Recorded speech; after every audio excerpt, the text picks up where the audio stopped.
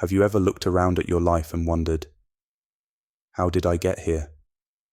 You feel stuck in place, like you're in a never-ending loop, uncertain about how to move forward. Maybe you've tried to change before, only to find yourself back in the same position, frustrated, overwhelmed, and lost. We've all been there. But today, we're going to unlock something truly powerful. These aren't just tips or motivational quotes. This is about uncovering a deeper, lasting transformation. In today's journey, I'll share insights that go beyond the surface, focusing on the heart of change and how you can begin a new chapter in your life. Let's take a moment to stop, breathe, and open ourselves to the possibility that something incredible is waiting just around the corner. I remember a time when I felt utterly lost, like I was moving through life without a compass. Every effort seemed to fall short. Every door I knocked on remained closed. It was a season of disappointment, and I started to believe that maybe I wasn't meant to thrive. Then something unexpected happened. In the middle of my storm, I realized that change doesn't always come from external solutions. It begins from within. And that was my turning point, when I finally understood that in order to change my circumstances, I had to change myself first. This transformation wasn't instant, it wasn't easy, but step by step, I began to see that hope was not only possible, it was my destination. One of the hardest parts of change is admitting that something in our life is off course. It's like setting out on a road trip, but refusing to admit that we've taken a wrong turn. The first step is always the hardest, acknowledging where we stand and having the courage to say, "This is not where I want to be." Let me ask you this. Have you taken a moment recently to evaluate where you are in life? It can be uncomfortable, but it's also empowering. Think about it as a GPS recalculating your route. To get to your destination, you first have to know where you are. In the Bible, the prodigal son had his moment of realization in the most unlikely place, a pigsty. But it was in that very moment of discomfort that he found the clarity to say, "I need to go home."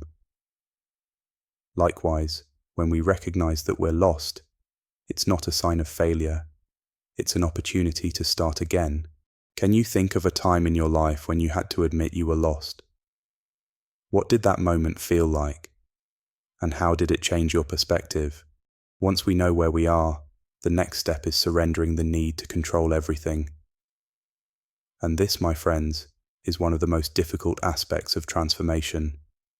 It's not about giving up, but about trusting that there's a bigger plan at work. When we stop trying to control every outcome, we leave room for God's plan to unfold in ways we never imagined. Let me share a quick story.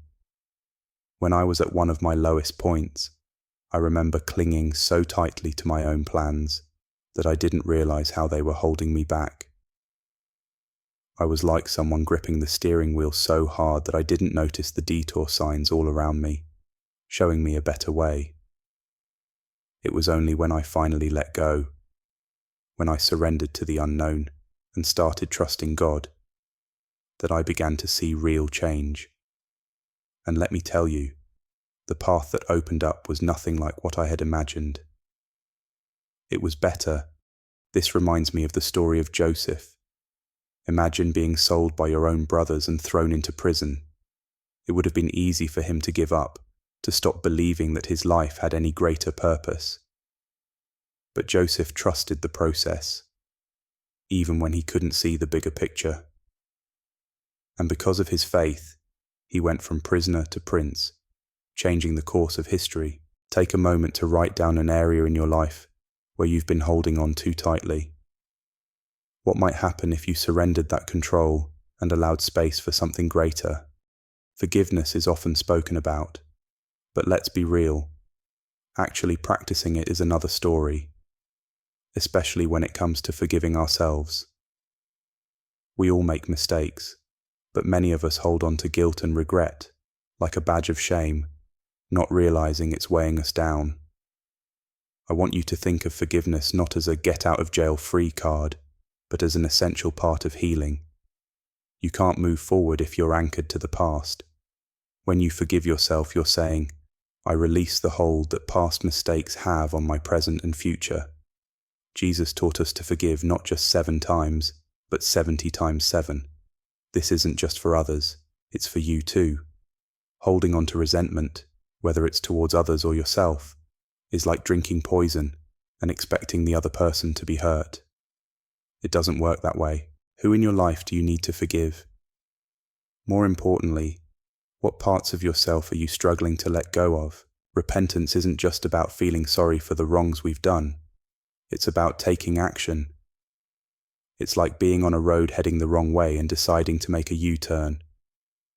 It's not enough to acknowledge the mistake. We have to actively change course. Think of Zacchaeus, the tax collector. He didn't just feel bad for cheating people. He made it right. He paid them back and more. Repentance is about making things right, with God, with others, and with ourselves. Life will throw curveballs. That's inevitable. What matters is how we respond.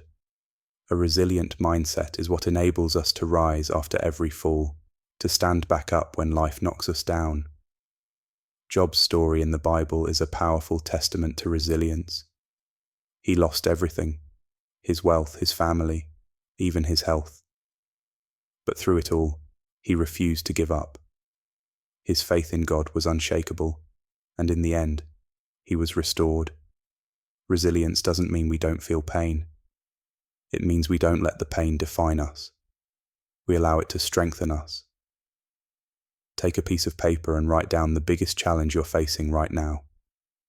Next to it, write, "This will not break me." Keep this somewhere visible as a reminder that you have the strength to endure. We're not meant to walk this journey alone. Fellowship and community are powerful tools for transformation. When we surround ourselves with people who uplift us, encourage us, and challenge us to grow, we become better versions of ourselves. In my own life, I've found that when I isolate myself, I'm more prone to discouragement. But when I reach out to others, when I allow myself to be vulnerable and open, I find strength. We weren't created to live in isolation. God designed us for community. Transformation isn't just about leaving the past behind. It's about stepping boldly into the new life waiting for you. God has plans for you, greater than anything you could imagine. But it requires courage. It requires faith. Are you ready to take that step?